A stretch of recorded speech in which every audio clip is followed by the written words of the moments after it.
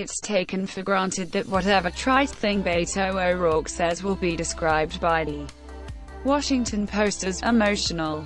But with that aside, it's time he reckoned with the fact that Democratic voters are just not that into him this year.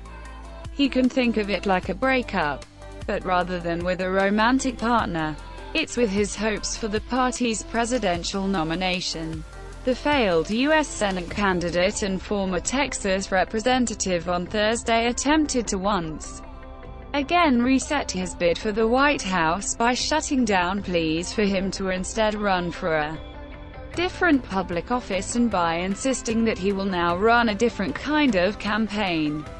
Now he'll do what no Democrat has done before. He'll criticize President Trump. The Washington Post's Jenna Johnson, naturally, called O'Rourke's reset an emotional 30-minute speech wherein the candidate said he would go where Donald Trump has been terrorizing and terrifying and demeaning our fellow Americans.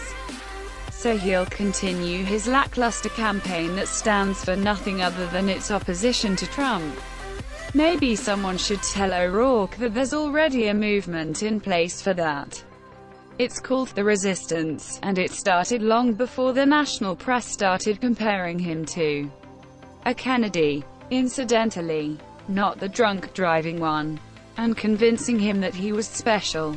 Here's one of those memorable and emotional lines from O'Rourke's reset speech.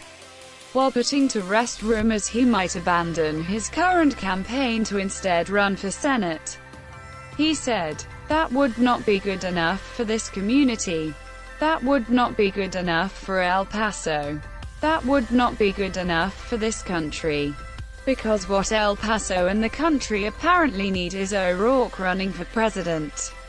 Sitting at less than 3% in national polls.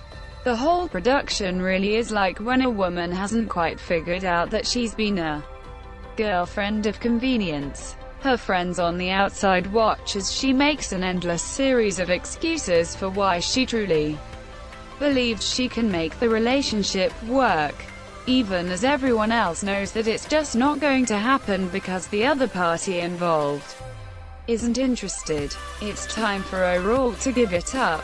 Democratic voters just aren't that into him this year. If you like this video, please hit like and subscribe to Tom Snout.